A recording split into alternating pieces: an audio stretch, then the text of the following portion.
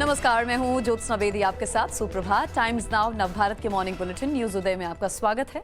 इस बुलेटिन में हम आपको देश दुनिया की तमाम बड़ी खबरें दिखाएंगे। बुलेटिन में वायरल खबरों का फैक्ट चेक भी हम करने वाले हैं। खबरें आपके काम की भी इस बुलेटिन में होंगी, लेकिन सबसे पहले देखिए 5 मिनट में 25 बड़ी खबरें। आज सुबह 10 बजे कुशीनगर इंटरनेशनल एयरपोर्ट का पीएम मोदी उद्घाटन करेंगे। कार्यक्रम में श्रीलंका के कई कैबिनेट मंत्री और बौद्ध भिक्षुक भी शामिल होंगे। इलाके को कई विकास कार्यों की सौगात देने से पहले सीएम योगी ने तैयारियों का जायजा लिया। केंद्रीय सहकारिता मंत्री अमित शाह ने महाराष्ट्र में चीनी मिलों से जुड़े मुद्दों पर बैठक की। पूर्व सीएम देवेंद्र फडणवीस ने शाह से चीनी मिलों के लिए नियमों को आसान बनाने की मांग की है। आज अमित शाह गुजरात के दौरे पर जाएंगे। नई पार्टी बनाकर पंजाब विधानसभा चुनाव में उतरेंगे कैप्टन अमरिंदर सिंह। चुनाव से पहले बीजेपी से गठबंधन भी कर सकते हैं। कैप्टन ने 2022 में सरकार बनाने का दावा किया है। यूपी में महिलाओं के लिए सीटों के रिजर्वेशन के प्रियंका गांधी के वादे पर रीता बहुगुणा जोशी ने पलटवार किया है। उन्होंने कहा कि जिन महिलाओं ने कांग्रेस की सेवा की उनको अपमान मिला। आज वाल्मीकि जयंती पर बीजेपी पूरे यूपी में रामचरितमानस का पाठ करवाएगी। इधर दिल्ली में कांग्रेस दफ्तर में होने वाले कार्यक्रम में राहुल गांधी शामिल हो सकते हैं।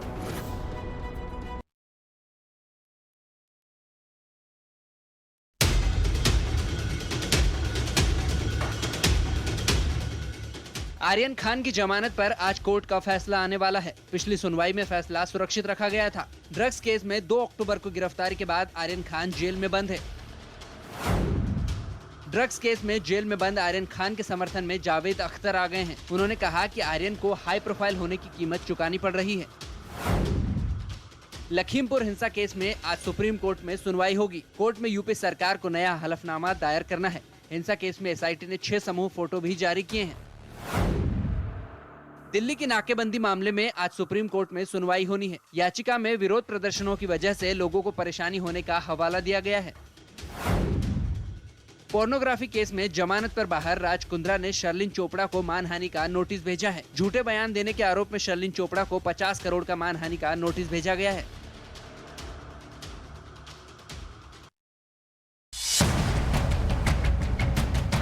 राष्ट्रपति रामनाथ कोविंद का आज बिहार दौरा है। प्रेसिडेंट कोविंद पटना में विधानसभा भवन के शताब्दी समारोह में शामिल होंगे।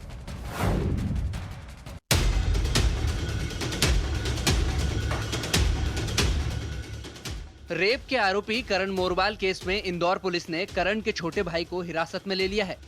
कांग्रेस विधायक के दूसरे बेटे शिवम मोरवाल से पुलिस ने पूछताछ की। बेटे को हिरासत में लेने की खबर मिलते ही विधायक मुरली मोरवाल इंदौर पहुंच गए, लेकिन रेप केस में मीडिया के सवालों से बचते नजर आए कांग्रेस विधायक। जयपुर के जमुआ रामगढ़ इलाके में एक महिला की बेरहमी से हत्या कर दी गई। बदमाशों ने कुल्हाड़ी से महिला के दोनों पैरों के पंजों को काट दिया।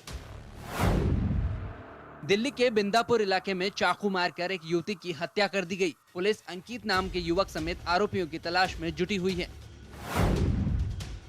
शाहजहांपुर कोर्ट कैंपस में हुई वकील की हत्या के विरोध में आज बाकी वकील हड़ताल पर रहेंगे। सामूहिक हड़ताल के दौरान न्यायिक कामकाज का वकील बहिष्कार करेंगे। आज global oil and gas sector के सीईओ से पीएम मोदी बातचीत करेंगे। शाम 6 बजे होने वाली चर्चा का मुख्य विषय स्वच्छ विकास और स्थिरता को बढ़ावा देना है। आज अफगानिस्तान के हालातों पर आयोजित होने वाले मॉस्को फॉर्मेट में भारत शामिल होगा। बैठक में 10 देश और तालिबान का एक प्रतिनिधिमंडल हिस्सा लेने वाला है। अफगानिस्तान को लेकर नवंबर में भारत एक हाई लेवल मीटिंग का आयोजन करेगा। रूस में भारतीय राजदूत बी वेंकटेश वर्मा ने बताया कि नवंबर में होने वाली बैठक में कई देशों के राष्ट्रीय सुरक्षा सलाहकार शामिल होंगे। पेरिस में आज से फाइनेंशियल एक्शन टास्क फोर्स की 3 दिवसीय बैठक शुरू होगी। मनी लॉन्ड्रिंग और टेरर फंडिंग को लेकर पाकिस्तान की कार्य योजना पर चर्चा होने वाली है। पाकिस्तान के इस बार भी ग्रे लिस्ट में बने रहने की संभावना है। यूएनओ से बांग्लादेश में पीस कीपिंग फोर्स भेजने की मांग उठी है। हिंदुओं पर हमले और हत्या के खिलाफ विश्व हिंदू परिषद ने मांग की है। घटनाओं के विरोध में बांग्लादेश हाई कमीशन समेत देश भर में आज वीएचपी का प्रदर्शन है।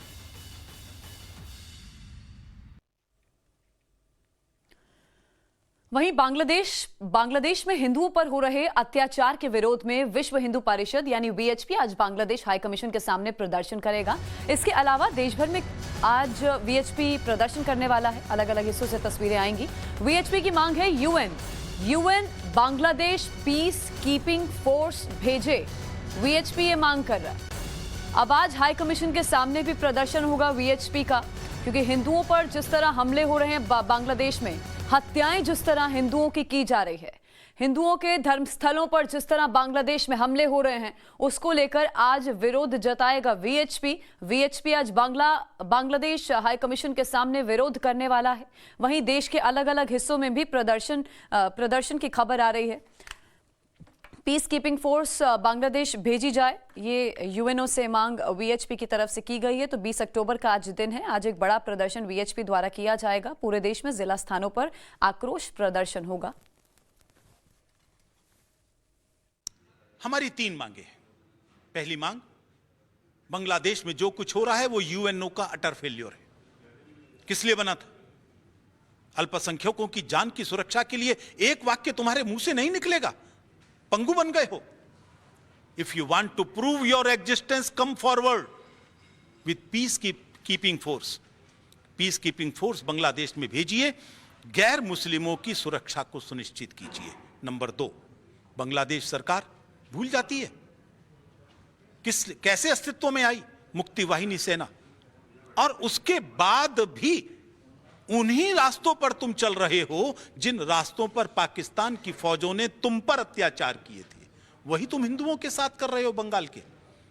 इसलिए मैं समझता हूं ये सभ्यता की सब सीमाएं तुम पार कर रहे हो, और सरकार उसको मुस्लिम राष्ट्र घोषित करवाती है। जब से मुस्लिम राष्ट्र घोषित हुआ है, हिंदुओं पर अत्याचार और बढ़ गए हैं। इसलिए हमारी सरकार से अपील है वो इसको मुस्लिम राष्ट्र का स्टेटस समाप्त करके इसको धर्मनिरपेक्ष राष्ट्र घोषित करें, जिससे वहां के कट्टरपंथी तत्वों को संकेत जाए रोक लगाने का। तीसरी मांग है भारत सरकार से। ये हमारी भारत सरकार का संवैधानिक नैतिक दोनों दायित्व है। लियाकत नेहरू पैक्ट के अंतर्गत उनका दायित्व बनता है बांग्लादेश सरकार पर पूरा दबाव बनाएं और उनसे कहें तुमसे नहीं संभलता। 71 की तरह हम मुक्ति वाहिनी को भेजने को तैयार हैं, लेकिन हिंदुओं पर और अत्याचार बर्दाश्त नहीं किए जाएंगे।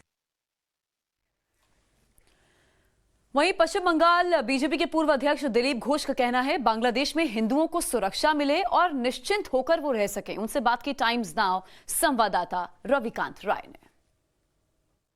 ये पहला मामला नहीं है जब बांग्लादेश में हिंदुओं के साथ इस तरीके की हिंसा हुई है। पहले भी इस तरीके की हिंसाएं सामने आई हैं। तो इसका परमानेंट समाधान आप क्या देखते हैं? नहीं, हम चाह रहे हैं हिंदुस्तान जैसे संख्यालघुओं की सुरक्षा देती है, संरक्षण देती है। कभी इस प्रकार घटना नहीं होता है, किसी धर्म के लिए उसका आक्रमण हुआ है। कोई संख्यालघु हिंदुस्तान छोड़ के कहीं नहीं जाता है। तो बांग्लादेश में क्यों होता है, अफगानिस्तान में क्यों होता है? तो इसलिए हम बांग्लादेश सरकार के साथ ये हम आग्रह करेंगे कि आप भी इस प्रकार वातावरण बनाइए कि वहाँ हिंदू निश्चिंत से रह सकें। उनका सुरक्षा निश्चित करिए और उनका ऊपर जो उत्पीड़न करते हैं उनको सजा दीजिए कि आगे ऐसा कोई ना करे। दिलीप जी, इस तरीके की जानकारी मिल रही है कि जिनके साथ हिंसा की वारदात हुई उसमें बहुत सारे लोग हिंदुस्तान आना चाहते हैं। तो क्या आप लोग स्वागत करेंगे? क्या इसी के लिए सीए जैसा कानून है? देखिए, इसके पहले भी लाखों संख्या में, क्यों करोड़ों संख्या में लोग हिंदुस्तान आए बांग्लादेश पाकिस्तान से। आज वो सिलसिला जारी है। हम चाहे वो रोके, क्योंकि उस देश के नागरिक हैं, वो हजारों साल से वहाँ रह रहे हैं। उस देश की आज़ादी प्रगति में उनका योगदान रहा है। जय बांग्ला जो मुक्ति युद्ध हो उसमें भी वहाँ का लोगों ने खून पसीना बहा है, हिंदुओं ने भी योगदान किया है। आज की सरकार जो यहाँ है उनके लिए भी उनका योगदान रहा है। तो क्यों वो सुरक्षा नहीं देंगे, क्यों जिम्मेदारी नहीं लेंगे? उस देश में वो सुरक्षित रहे, ये हम चाहेंगे।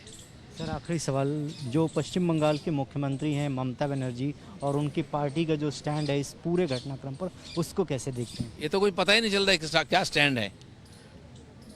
आसाम में, त्रिपुरा में कोई बंगाली का कुछ हुआ तो भाग के जाते हैं उनका प्रतिनिधिमंडल। अखलाक का कुछ हो गया तो इधर भाग के आते हैं। तो बांग्लादेशी हिंदू पीड़ित हैं, उनका हत्या हो रही है, धर्मस्थान को तोड़ा जा रहा है, महिलाओं पर अत्याचार हो रहा है। एक स्टेटमेंट क्यों नहीं है? केवल वोट बैंक है। लोगों की जिंदगी आपके सामने कुछ नहीं है, वोट बैंक आपके पास सर्वोपरि है। ये दुर्भाग्यजनक है।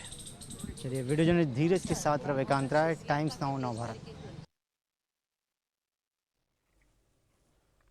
वहीं अमेरिका ने भी बांग्लादेश में हिंदुओं पर हो रहे हमलों की निंदा की है। अमेरिका के विदेश विभाग के प्रवक्ता नेड प्राइस ने ट्वीट कर कहा कि हम दुर्गा पूजा समारोह के दौरान बांग्लादेश में हिंदू मंदिरों और व्यवसायों पर हाल ही में हुए हिंसक हमलों की निंदा करते हैं। हमारे विचार हिंदू समुदाय के साथ हैं। हम अधिकारियों से जांच करने का आग्रह करते हैं। धर्म या विश्वास की स्वतंत्रता एक मानव अधिकार है। नेट प्राइस का ट्वीट हम आपको दिखा रहे हैं। उन्होंने भी बांग्लादेश में हो रही हिंदुओं की हत्याएं और उनके धार्मिक स्थलों पर जो हमले हो रहे हैं उसको लेकर निंदा की है। बांग्लादेश में क्या अल्पसंख्यक असुरक्षित हैं? उनकी सुरक्षा की जिम्मेदारी किसकी है? बांग्लादेश में अल्पसंख्यकों की सुरक्षा की बात करना सिर्फ सरकार की जिम्मेदारी है। क्या विपक्ष का इस पर कोई योगदान नहीं होना चाहिए? अचानक CAA का ऊंचे सुर में गुणगान शुरू हो गया। सबसे बड़ी बात है कि ये गुणगान वो लोग कर रहे हैं जो CAA को अल्पसंख्यकों का दुश्मन बता रहे थे। वो आज पूछ रहे हैं CAA कहां है? CAA का नियम कब बनेगा? हैरानी का बात यह है कि 2020 में CAA के विरोधी 2021 में अचानक CAA के समर्थन में आ गए हैं।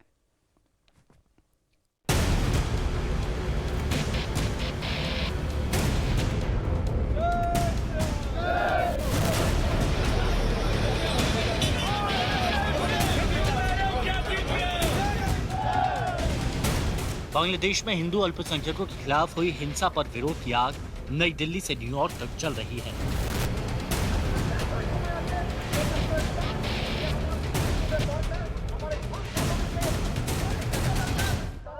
ये विरोध प्रदर्शन न्यूयॉर्क में संयुक्त राष्ट्र की बिल्डिंग के सामने हो रहा है। यूएन ने कहा बांग्लादेश में हिंदुओं पर हमला उसके संविधान में निहित मूल्यों के खिलाफ है। प्रधानमंत्री शेख हसीना की सरकार को घटनाओं की निष्पक्ष जांच सुनिश्चित करने की जरूरत है। बांग्लादेश में हिंदुओं पर हमले के दो रंग देखने को मिले। पहला रंग असम के गुवाहाटी में विरोध प्रदर्शन के साथ साथ नारेबाजी का दिखा। बांग्लादेश में पिछले कुछ दिनों से काफ़ी हिंसात्मक घटनाएं हो रही है, खासकर दुर्गा पूजा के समय में, जहां हिंदू लोगों को टारगेट किया जा रहा है, काफ़ी वैंडलिज्म हो रही है। उसके मद्देनज़र रखते हुए आज गुवाहाटी में, असम में कई जगहों पे प्रोटेस्ट हुआ है। कई हिंदू ऑर्गेनाइजेशन ने प्रोटेस्ट निकाला है। आज गुवाहाटी के डेप्यूटी बांग्लादेश हाई कमिश्नर के ऑफिस में प्रोटेस्ट किया गया है, जहां पे उन लोगों ने एक मेमोरेंडम सबमिट किया है through the deputy high commissioner Bangladesh to the prime minister of Bangladesh. ये लोग, ये जो हिंदू ऑर्गेनाइजेशंस ये डिमांड कर रहे हैं कि जो बांग्लादेश में हिंदू कम्युनिटी है उनको सुरक्षा दिया जाए, उनके डिग्निटी को सुरक्षा दिया जाए, और जल्द से जल्द ये जो हिंसात्मक घटनाएं हो रही है, खासकर हिंदू कम्युनिटी को टारगेट किया जा रहा है, जो तोड़ फोड़ हो रहा है मंदिरों को, वो रोका जाए और जो हिंदू कम्युनिटी है उनको सुरक्षा दिया जाए। कोलकाता में भी बीजेपी और विश्व हिंदू परिषद ने हिंदुओं पर हमले को मुद्दा बनाकर विरोध प्रदर्शन किया। बांग्लादेश में हिंदुओं पर हुए हमले का एक रंग बाकी था, वो रंग था सियासत का, और सियासत के रंग को तस्वीर में भरने का काम कांग्रेस ने किया। हिंदुओं पर हमले को CAA से जोड़ दिया। CAA की मुखालफत अपनी जगह पर है, उसको CAA को लेकर पूरी दुनिया में भारत की और नरेंद्र मोदी की निंदा हुई है और आज भी वो चल रहा है सिलसिला। जहाँ तक कि बांग्लादेश में जो घटना हुई है वो बहुत ही निंदनीय है, और भारत सरकार को और या प्रधानमंत्री को सीधे वहाँ के प्रधानमंत्री से बात करना चाहिए, और वहाँ के अल्पसंख्यकों को उनकी हिफाजत हो, उनकी सुरक्षा हो, इस बात का एक तरह से दबाव देना चाहिए। बांग्लादेश में हिंदुओं की सुरक्षा के सवाल लेकर बीजेपी नेता शुवेंदु अधिकारी ने बांग्लादेश डेप्यूटी हाई कमीशन से मुलाकात की। उन्होंने तस्वीरें साझा की। लिखा कि बंगाली सनातनी हिंदुओं पर लगातार हो रहे अत्याचारों के संबंध में कोलकाता के डिप्टी हाई कमीशन से अपनी चिंता व्यक्त की। हम हिंदुओं के अधिकारों और सुरक्षा के लिए लड़ने के लिए प्रतिबद्ध हैं, चाहे दुनिया में कहीं भी हिंदुओं पर अन्याय हुआ हो। शुवेंदु अधिकारी के ट्वीट के बाद मुद्दे पर CAA का रंग और उभरकर सामने आया, जब कांग्रेस नेता मिलिंद देवरा ने कहा कि CAA सरकार का महज एक छल था। उन्होंने लिखा, CAA भारत में चुनाव जीतने के लिए महज एक राजनीतिक हथकंडा था, न कि उपमहाद्वीप में धार्मिक अल्पसंख्यक अधिकारों की रक्षा के लिए था। 2 साल से CAA नियम क्यों नहीं बनाए गए? क्या उत्पीड़न के बाद आए एक भी अफगान, सिख या बांग्लादेशी हिंदू को अब तक नागरिकता दी गई है? बोलना आसान है, बांग्लादेश में हिंदुओं पर हिंसा की बात में सीएए की एंट्री हुई तो शिवसेना नेता प्रियंका चतुर्वेदी सीएए के सियासी रथ में सवार हो गईं। उन्होंने लिखा कि दुर्गा पूजा समारोह पर हमला, इस्कॉन मंदिर पर हमला, बांग्लादेश में हिंदू अल्पसंख्यकों के घरों पर हमले, भारत सरकार की ओर से चिंता का एक शब्द भी नहीं। कहां है बहुचर्चित सीएए? बांग्लादेश में इस्कॉन मंदिर पर हमला हिंदुओं पर कोई पहला हमला नहीं है। इससे पहले भी कई बार बांग्लादेश में ऐसे हमले हो चुके हैं। बांग्लादेश की प्रधानमंत्री शेख हसीना ने आश्वासन दिया कि जांच होगी और उचित कार्रवाई की जाएगी।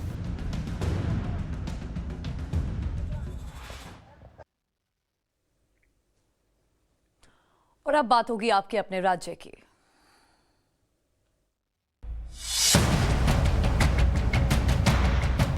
पूर्वांचल के विकास में आज पंख लगने वाला है। PM Modi Kushinagar international airport का उद्घाटन करने वाले हैं। 260 करोड़ की लागत से इस एयरपोर्ट को बनाया गया है।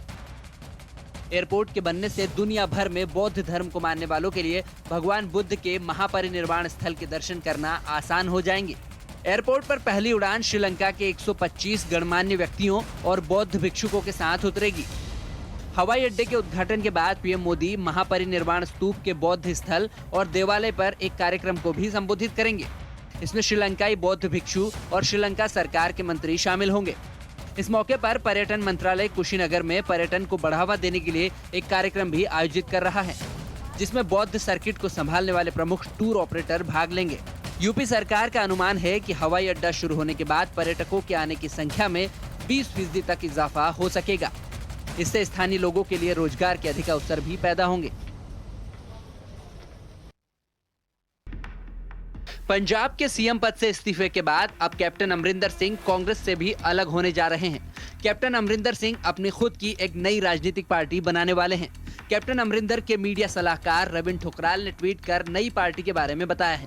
उन्होंने कैप्टन अमरिंदर के हवाले से लिखा है कि पंजाब के भविष्य की लड़ाई जारी है। जल्दी ही राजनीतिक पार्टी का ऐलान होगा जो पंजाब के लोगों और किसानों के हितों के लिए काम करेगी, जो 1 साल से भी ज्यादा समय से अपने अस्तित्व के लिए संघर्ष कर रहे हैं। इतना ही नहीं, कैप्टन अमरिंदर सिंह ने बीजेपी के साथ गठबंधन की ओर भी इशारा किया है। उन्होंने कहा कि अगर किसानों का मुद्दा सुलझा लिया जाता है तो विधानसभा चुनाव में बीजेपी के साथ गठबंधन हो सकता है। इसके साथ ही अकाली दल से अलग हुई समान विचारधारा वाली पार्टियों जैसे कि ढिंडसा और ब्रह्मपुरा गुटों के साथ भी गठबंधन की राह तलाशी जा सकती है। कैप्टन अमरिंदर सिंह ने पिछले महीने में 18 सितंबर को पंजाब के मुख्यमंत्री पद से इस्तीफा दे दिया था। उन्होंने उसके बाद ही साफ कर दिया था कि वो कांग्रेस में अब नहीं रहेंगे।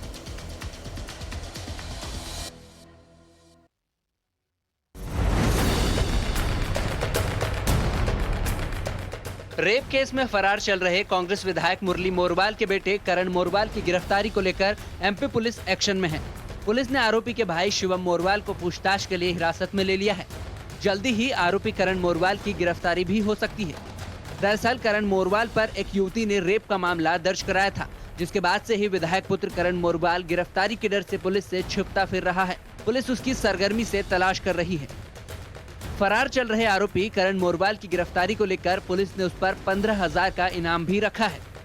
टाइम्स नाउ नवभारत की खबर के बाद पुलिस हरकत में आई है और करण की गिरफ्तारी को लेकर तलाशी अभियान तेज किया है। बेटे को हिरासत में लिए जाने के बाद कांग्रेस विधायक मुरली मोरवाल भी इंदौर पहुंचे, लेकिन मीडिया के सवालों से बचते नजर आए।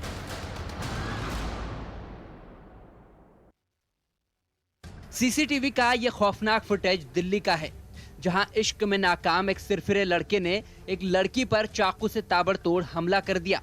कत्ल का ये खौफनाक वीडियो जिसने भी देखा सहम गया। पूर्व प्रेमी ने पहले लड़की को मिलने के लिए घर से बाहर बुलाया और फिर चाकू से ताबड़तोड़ हमला कर दिया, जिसे इलाज के लिए अस्पताल में भर्ती कराया गया, जहां उसकी मौत हो गई। आरोपी लड़की का पड़ोसी बताया जा रहा है। पुलिस के मुताबिक आरोपी की पहचान अंकित गाबा के रूप में हुई है। पुलिस अब पता लगाने की कोशिश कर रही है कि आखिर इस कत्ल का मकसद क्या था और कातिल वारदात को अंजाम देकर कहां फरार हो गया है। पंजाब में बड़ी आतंकी साजिश नाकाम हुई है। संगरूर पुलिस ने हथियार के साथ लखबीर सिंह नाम के एक आरोपी को गिरफ्तार किया है। पुलिस के मुताबिक गिरफ्त में आए आरोपी पर धार्मिक भावनाएं भड़काने और टारगेट किलिंग जैसे आरोप हैं। पुलिस का कहना है कि आरोपी की खालिस्तानी आतंकियों के साथ सांठगांठ थी। पुलिस का यह भी दावा है कि लखबीर की गिरफ्तारी से अंतर्राष्ट्रीय आतंकी संगठन का पर्दाफाश होने की संभावना है। हालांकि उसके परिवार वाले पुलिस की ओर से लगाए गए आरोपों को गलत बता रहे हैं और उनका कहना है कि वो रोजी रोटी के लिए राजमिस्त्री का काम करता है।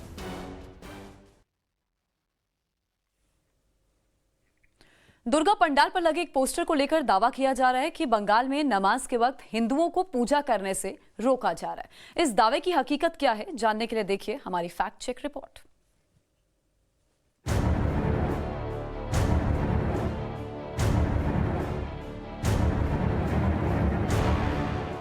हाल ही में नवरात्र का पर्व निकला है। ऐसे में सोशल मीडिया पर दुर्गा पंडालों से जुड़ी तस्वीरें और वीडियो बहुत शेयर किए जा रहे हैं। कुछ तस्वीरें इन दिनों वायरल हो रही हैं, जो कि एक दुर्गा पंडाल में लगे पोस्टर की हैं। लेकिन इसके सोशल मीडिया पर वायरल होने की वजह है इस पोस्टर पर लिखी हुई टाइमिंग्स। कई लोगों ने दावा किया है कि यह पंडाल पश्चिम बंगाल में है, जहां हिंदुओं को नमाज अदा करने के दौरान दुर्गा पंडाल में पूजा नहीं करने के लिए कहा गया है। इसी दावे के साथ ये तस्वीरें फेसबुक, व्हाट्सएप और ट्विटर पर शेयर की जा रही हैं। कुछ लोग इन तस्वीरों को इस कैप्शन के साथ शेयर कर रहे हैं कि बंगाल प्रशासन ने नमाज में खलल ना पड़े, इसके लिए दुर्गा पंडाल में पोस्टर लगवा दिए हैं कि नमाज के दौरान पूजा ना करें। ऐसे में हमारी फैक्ट चेक टीम ने इन तस्वीरों के साथ किए जा रहे दावे की सच्चाई जानने के लिए पड़ताल शुरू की। लेकिन इस तरह की खबरें नवरात्र या उसके बाद भी पश्चिम बंगाल से नहीं आई थी। फिर इन तस्वीरों और उसी दावे की तह तक जाने के लिए हमारी टीम ने तस्वीरों की गहन पड़ताल शुरू की। तो पोस्टर के निचले हिस्से पर बंगाली भाषा में किसी समिति का नाम लिखा हुआ दिखाई दिया। इस नाम को सर्च करने पर पता चला कि जिस दुर्गा पंडाल समिति का ये नाम है वो बंगाल में नहीं बल्कि बांग्लादेश में है, जिसकी डिटेल्स भी इंटरनेट पर उपलब्ध है। यानी कि बंगाल में नमाज के वक्त पूजा ना करने के पोस्टर लगाने का दावा फर्जी निकला। Bureau report, times now, Navbharat. और अब वो खबर जो आपसे सीधा सरोकार रखती है। ऑनलाइन पेमेंट बढ़ने के साथ ही ऑनलाइन धोखाधड़ी करने वाले जालसाजों का गिरोह भी सक्रिय हो गया है। ये जालसाज आधार नंबर और पैन नंबर को चोरी करके आपके नाम से ही फर्जीवाड़ा करने से नहीं चूकते हैं। आपकी जानकारी के बगैर आपके पैन कार्ड में फोटो को बदलकर फाइनेंस कंपनी से लोन के लिए अप्लाई कर दिया जाता है। ऐसे में यह जरूरी है कि किसी भी अनजान व्यक्ति के साथ अपनी जानकारी को साझा न करें। दरअसल अगर आपकी जानकारी को अनजान शख्स के द्वारा इस्तेमाल कर लिया जाता है तो आपके नाम का इस्तेमाल करके फर्जीवाड़ा हो सकता है। इससे बचने के लिए अपने डॉक्यूमेंट को किसी भी अनजान व्यक्ति को नहीं देना चाहिए। डॉक्यूमेंट देने के बाद संबंधित ऑफिस के बारे में जानकारी हासिल करनी चाहिए। साथ ही डॉक्यूमेंट की फोटो कॉपी को अपने पास सुरक्षित रखना चाहिए। फर्जीवाड़े से बचने के लिए पैन कार्ड, आधार कार्ड, पासबुक की ओरिजिनल कॉपी किसी को नहीं दें। अगर आप इन चीजों का ख्याल रखते हैं तो फर्जीवाड़े से बच सकते हैं। त्योहार का सीजन शुरू हो चुका है। त्योहारी सीजन होने की वजह से आने वाले कई दिन बैंकों में छुट्टी रहेगी। ऐसे में अगर आप बैंकों से जुड़ा कोई कामकाज निपटाने की योजना बना रहे हैं तो आपको इसकी पूरी जानकारी होनी चाहिए कि किस किस दिन बैंक बंद रहेंगे। भारतीय रिजर्व बैंक ने छुट्टियों की लिस्ट जारी कर दी है। आपको बता दें कि बैंकों में छुट्टी के दौरान ऑनलाइन बैंकिंग सेवाएं और एटीएम सेवाएं चालू रहेंगी। भारतीय रिजर्व बैंक की आधिकारिक वेबसाइट पर छुट्टियों की पूरी लिस्ट को देखा जा सकता है। बता दें कि राज्यों के हिसाब से बैंकों में छुट्टियां होती हैं। आने वाले दिनों में इस महीने में कुल 6 दिन बैंक बंद रहेंगे। अगर राज्यों की बात करें तो इस महीने के बचे हुए दिन में सबसे ज्यादा छुट्टियां जम्मू और श्रीनगर में हैं। बता दें कि बैंकों की छुट्टियां राज्यों में अलग अलग हो सकती हैं। ऐसे में बैंकिंग से जुड़े कामकाज को निपटाने के लिए इस बात का ध्यान रखना जरूरी है। ब्रेक के बाद आपका स्वागत है। बुलेटिन में सबसे पहले हम बात करेंगे कुदरत के कहर की, जिससे उत्तर से लेकर दक्षिण भारत तक परेशान है। उत्तराखंड में हालात बहुत ज्यादा खराब हैं। वहां तो हालात ये हैं कि 30 से ज्यादा लोगों को बाढ़ लील चुकी है। नैनीताल से लेकर हल्द्वानी, चमोली से लेकर रामगढ़, हर जगह सिर्फ और सिर्फ बाढ़ का पहरा है।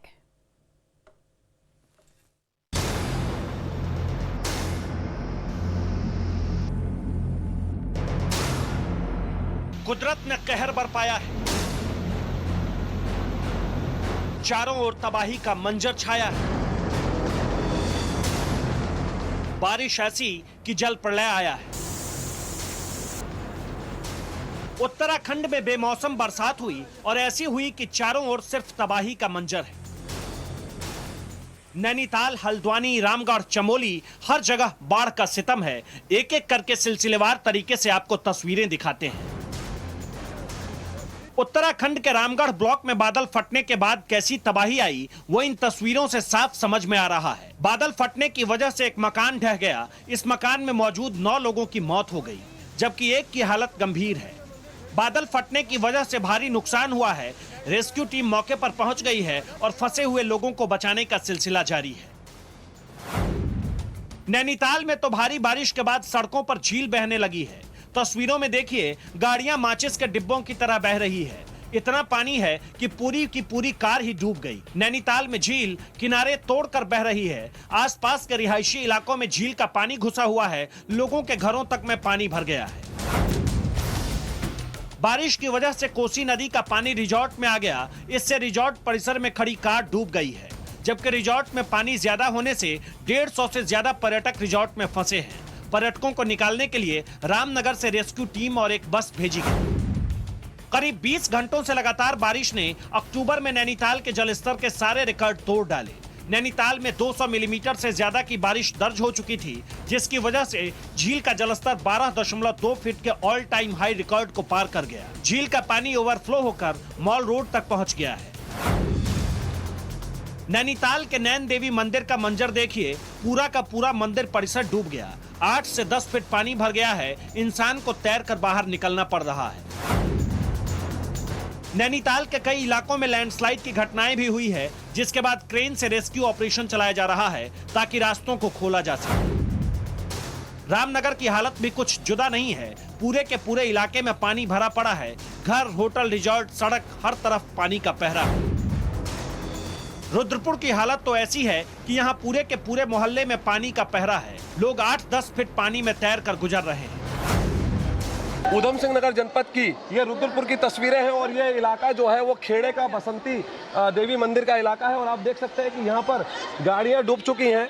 इसके साथ ही ये सामने स्कूल है, ये राजकीय प्राथमिक विद्यालय है देखिए, और लोग छतों पर बचकर खड़े होकर के अपनी जान बचा रहे हैं। गाड़ियाँ पूरी तरह से डूब चुकी हैं, पूरा इलाका जलमग्न है। मैं अपने सहयोगी से कहूँगा कि मुझे भी दिखाएं, यहाँ अभी इतना पानी है। यहाँ पर बच्चे फंसे हुए हैं, बड़े बूढ़े जवान फंसे हुए हैं। प्रशासन दावे बहुत कर रहा है, लेकिन दावे धरातल पर नहीं दिखाई दे रहे। और हल्द्वानी में भारी बारिश के बीच नदी में एक हाथी फंस गया। नदी के बीच फंसा यह हाथी असहाय महसूस करने लगा।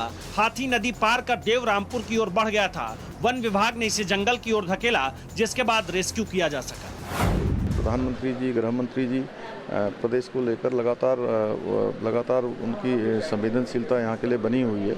लगातार उनकी निगरानी में, उनके मार्गदर्शन में उन जो भी स्थिति है उस स्थिति को बताया है कि यहाँ पर इतना सारा नुकसान हो गया है, यहाँ पर लोग फंसे हुए हैं, जगह जगह पर अभी भारी बरसात हो रही है, जल भराव हो गया है, किसानों का भी नुकसान हुआ है। सारी स्थिति से अवगत है। इस बिन मौसम बरसात से भयंकर आफत आई है। पहले मानसून सीजन में बारिश का कहर बरपा था और अब चंद दिनों के बाद फिर से वही मंजर है। इंसान करे भी तो करे क्या, यह आफत भी तो कुदरती है। Bureau report, times now Navbharat.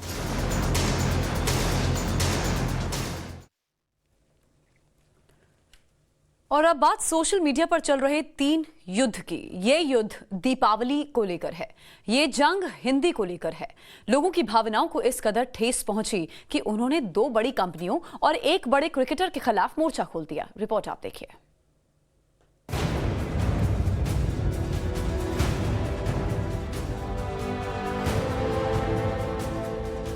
जैसा कि हम प्यार और प्रकाश के पर्व के स्वागत में करते हैं, फैब इंडिया का जश्न रिवाज एक ऐसा कलेक्शन है जो बहुत खूबसूरती से भारतीय संस्कृति को नमन करता है। इस तस्वीर के साथ फैब इंडिया का यह ट्वीट आया।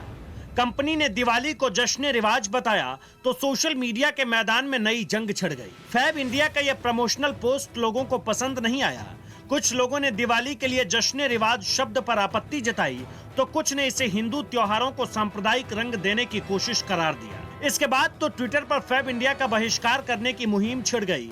बॉयकॉट फैब इंडिया मुहिम शुरू होने के साथ ही कंपनी बैकफुट पर आ गई। उसे दिवाली को जश्न रिवाज बताने वाला पोस्ट हटाना पड़ गया। It's been a tough year for all of us, all around the world, but especially in India. Fabindia की तरह ही टीम इंडिया के कैप्टन विराट कोहली को भी 2 दिन पहले सोशल मीडिया यूजर्स के गुस्से का शिकार होना पड़ा था। दरअसल विराट ने ट्विटर पर एक वीडियो शेयर कर कहा था कि वो अच्छी तरह से दिवाली मनाने के लिए लोगों के साथ कुछ टिप्स साझा करेंगे।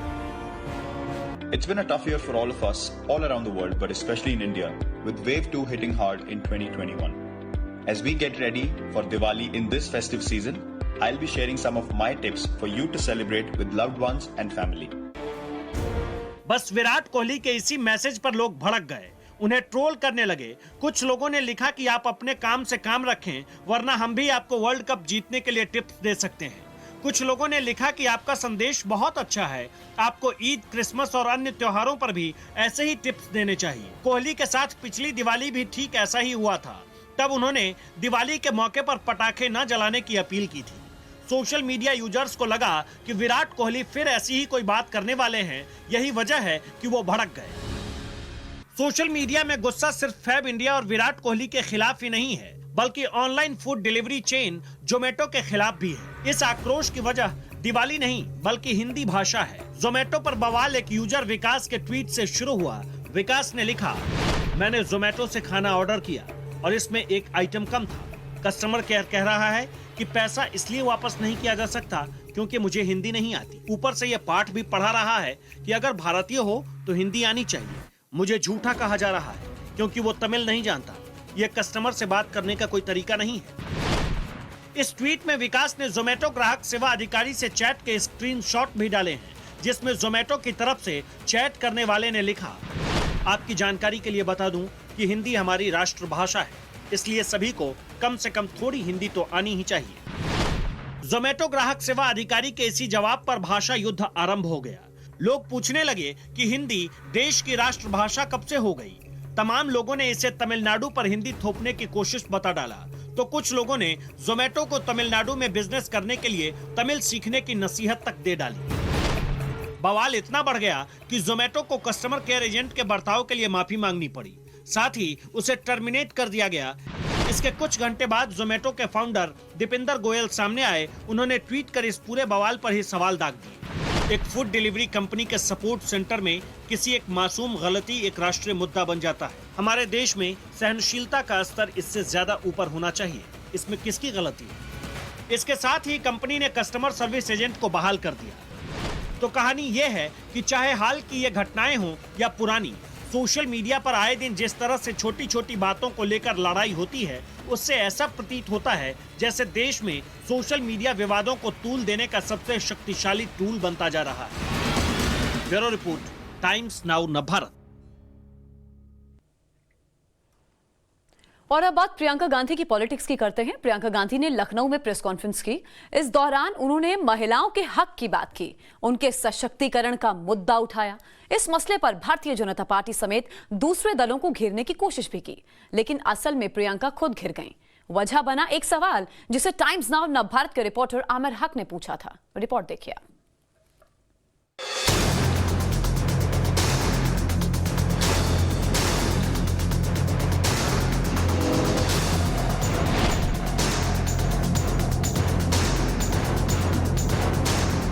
Ma'am, you've rightly brought up the issue of women in politics and the kind of empowerment that they deserve. I wanted to ask you about a case from Madhya Pradesh, wherein Karan Morwal, who's the son of Congress MLA from Ujjain, he's been accused of rape and he's been absconding for the last 6 months. I'm sorry, but we are this is about women empowerment, Supriya ji. She's responding. This is a historic issue. I will not let any other questions. Supriya ji, let Priyanka ji respond. She's responding. One thing, shall we have a separate interview and I'll answer your question? Just one reaction on this, ma'am. Next question, please. Priyanka Gandhi Lakhimpur के मुद्दे पर भी बोली। प्रियंका ने उन्नाव का भी मुद्दा उठाया था। प्रियंका हाथरस केस में भी काफी मुखर रही थी। महिलाओं का मुद्दा तो वो उठाती ही रहती हैं, लेकिन प्रियंका गांधी महिलाओं से ही संबंधित टाइम्स नाउ नवभारत के रिपोर्टर आमिर हक के एक सवाल पर चुप हो गई। मुद्दा था मध्य प्रदेश का। जैसे ही प्रियंका के सामने सवाल आया, वो बगले झांकने लगी। महिला सशक्तिकरण, महिलाओं की सियासत में भागीदारी, ये सारी बातें तो बहुत अच्छी है, लेकिन ये कैसा रवैया है कि यूपी में अगले साल चुनाव है तो महिलाओं की चिंता और मध्य प्रदेश में अपनी ही पार्टी की एक महिला की शिकायत पर घोर चुप्पी। इसी को कहते हैं मौके वाली राजनीति। और इस मौके वाली राजनीति और मौके पर मुद्दे चुनने वाली बातें प्रियंका गांधी पर बिल्कुल फिट बैठ रही है। इस तस्वीर को देखिए, जैसे ही आमिर हक सवाल पूछने लगे, प्रियंका कुछ बोलती उससे पहले ही सुप्रिया श्रीनेत बोलने लगी। जवाब ही मांगा जा रहा था, प्रियंका ने नहीं दिया। बगल से सुप्रिया श्रीनेत एक ही बात कह रही थी, अगला सवाल, अगला सवाल। मध्य प्रदेश में रेप पीड़िता लगातार शिकायत कर रही है, पुलिस थाने के चक्कर लगा रही है, गुहार लगा रही है, लेकिन उसकी बातों को पार्टी में भी कोई सुनने वाला नहीं है। अब प्रियंका ने मौका दिया है तो बीजेपी अपने तरीके से इसे भुनाने की कोशिश में है। जब महिलाओं के साथ कोई अत्याचार अन्याय होता है तो इन्हें सिर्फ वही नजर आता है जहाँ पर भारतीय जनता पार्टी की सरकार या विपक्ष की सरकार है। इतना ज्यादा महिलाओं के अत्याचार राजस्थान में हुआ, मध्य प्रदेश में जब इनकी सरकार थी तब हुआ, या महाराष्ट्र में जब इनकी सरकार थी तब हुआ, ये पंजाब में हुआ। कहाँ जाते, कहीं नहीं जाते, कहीं नहीं बोलते। टाइम्स नाउ नव भारत को बहुत बधाई कि आपने ये सवाल आज प्रियंका वाड्रा जी से पूछा। गांधी नेहरू परिवार को इस प्रकार के सवालों को सुनने की अभ्यास नहीं रहा है, ऐसे कठोर सवालों से बचते रहे हैं, लेकिन आपको साधुवाद कि आपने उनसे ये सवाल पूछा जो पूछा जाना चाहिए था। आप महिला विरोधी किस प्रकार से रहे हैं, ये एक उदाहरण से नहीं, अलग अलग तंदूर कांड से लेकर के एक लंबी आपकी फेहरिस्त है। हालांकि इन सारी बातों के बाद सवाल सिर्फ एक रेप पीड़िता की नहीं है। सवाल है कि जब कांग्रेस अपनी ही पार्टी की एक पीड़िता की आवाज नहीं सुन रही है तो किस भरोसे के साथ यूपी की महिलाओं को सशक्त करने और उनकी भागीदारी को सुनिश्चित करने की बात कह रही है। लखनऊ से आमिर हक के साथ ब्यूरो रिपोर्ट, टाइम्स नाउ नव भारत। एक तरफ प्रियंका गांधी महिला सशक्तिकरण की बात कर रही हैं, लेकिन उस बेटी पर कुछ नहीं बोल रही हैं जिसने कांग्रेस विधायक के बेटे पर रेप का इल्जाम लगाया है। तो सवाल यह है कि आखिर ये प्रियंका की कैसी राजनीति है? क्या ये उनका दोहरा रवैया नहीं? खैर, प्रियंका ने मध्य प्रदेश की बेटी को इंसाफ दिलाने के सवाल को भले ही टाल दिया हो, लेकिन यूपी में उन्होंने 40% महिलाओं को टिकट देने का ऐलान जरूर किया है। हमने तय किया है कि आने वाले विधानसभा चुनाव में उत्तर प्रदेश में कांग्रेस पार्टी 40% टिकट महिलाओं को देगी।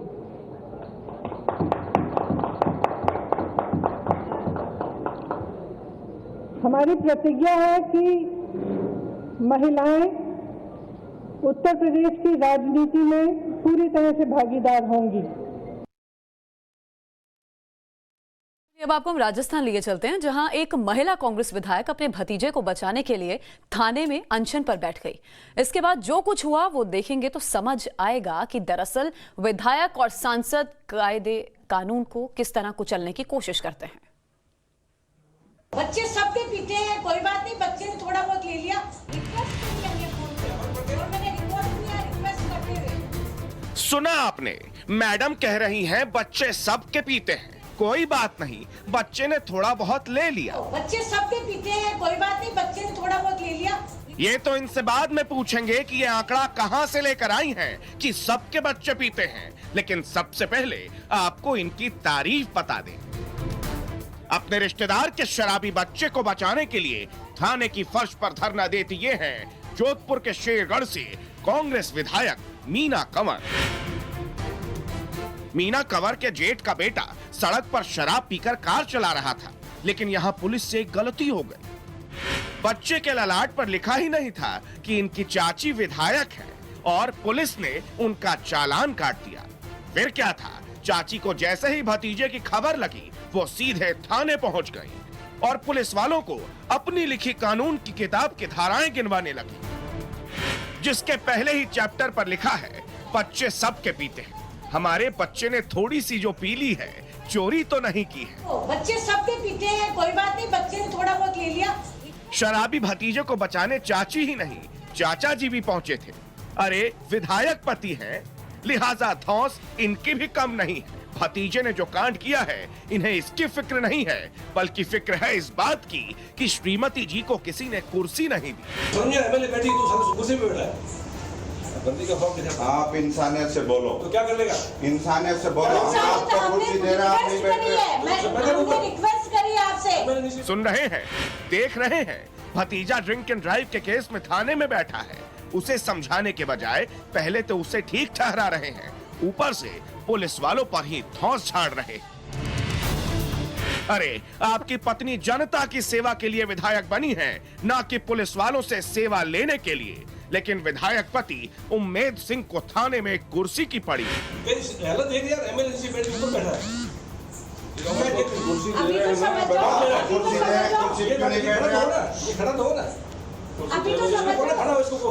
अभी तो समझ जाओ आप। ये कुर्सी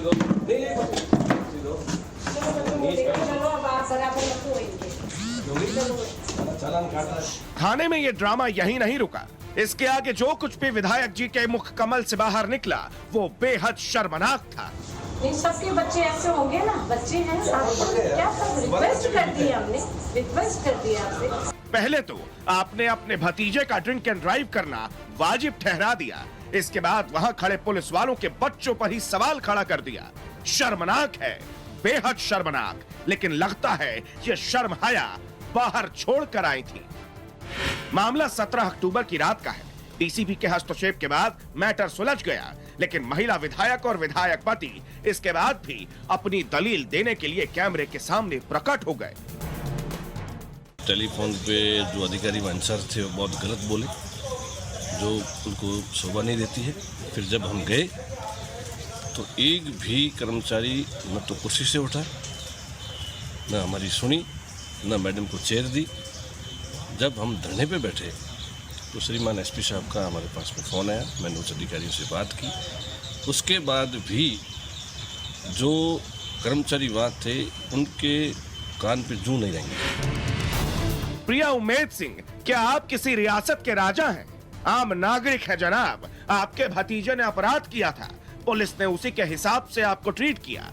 और हाँ, जहाँ तक विधायक को कुर्सी देने की बात है तो जनाब झूठ तो ना बोले, क्योंकि आप भले ही झूठ बोल ले, तस्वीरें नहीं बोलती।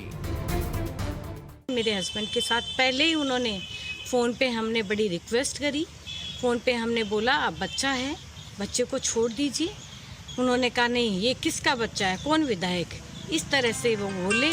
और हम वहाँ तुरंत मैं और मेरे हस्बैंड वहाँ पहुँचे और वहाँ जाकर हमने रिक्वेस्ट करी कि कोई बात नहीं, बच्चा है, छोड़ दीजिए।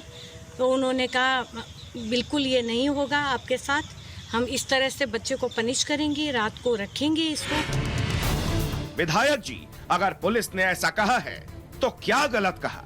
शराब पीकर गाड़ी चलाना अपराध है, ऐसे में पुलिस कार्रवाई तो जरूर करेगी। विधायक इनकी चाची हैं, इस बिना पर उसे छोड़ तो नहीं दिया जाएगा। और शराब के नशे में गाड़ी चलाते किसी बच्चे को पुलिस थाने नहीं ले जाएगी तो क्या किसी पब में और पीने का इंतजाम करेगी? विधायक और उनके पति के इस ड्रामे के बाद मामला और बढ़ गया है। वीडियो हर जगह सुर्खियां बटोर रहा है, लिहाजा पुलिस की फजीहत भी बढ़ गई है। इस वीडियो की भी जांच की जा रही है। आज अखबार में भी एक आया था, उसकी हम जांच करवा रहे हैं। एसीपी ईस्ट को जांच दी जा रही है। जैसी जांच सामने आएगी हम आपको बताने की स्थिति में होंगे क्या था, क्या घटना नहीं। वीडियो की जांच की जा रही है, होनी भी चाहिए। ये विधायक हैं, ये कानून बनाते हैं, लेकिन खुद ही इसका मखौल उड़ाते हैं। जब पुलिस प्रशासन इनके बनाए कानून को लागू करने की कोशिश करती है तो उसके सामने ये खुद रोड़ा बनकर खड़े हो जाते हैं। विधायक मैडम ने भी यही किया है। लेकिन यहाँ इन्हें इस बात का जवाब भी देना पड़ेगा कि भगवान न करे अगर भूल चूक से शराब के नशे में इनके भतीजे से कोई हादसा हो गया, गाड़ी के सामने कोई आ गया, तो क्या उससे भी जाकर विधायक मीणा कंवर यही कहेंगी, बच्चे सबके पीते हैं, कोई बात नहीं, बच्चे ने थोड़ा बहुत ले लिया। बच्चे सबके पीते हैं, कोई बात नहीं, बच्चे ने थोड़ा बहुत ले लिया। रिक्वेस्ट। भंवर पुष्पेंद्र, जोधपुर, टाइम्स नाउ, नव भारत। और अब बात भारत में लगने वाले 100 करोड़ टीकों की, क्योंकि हिंदुस्तान वैक्सीन के मामले में नया कीर्तिमान स्थापित करने जा रहा है। भारत टीकाकरण के उस मुकाम पर पहुंचने वाला है जिसकी कल्पना कुछ महीने पहले किसी ने नहीं की थी। हिंदुस्तान वो कामयाबी हासिल करने के करीब है जिससे कई देश चकित हैं।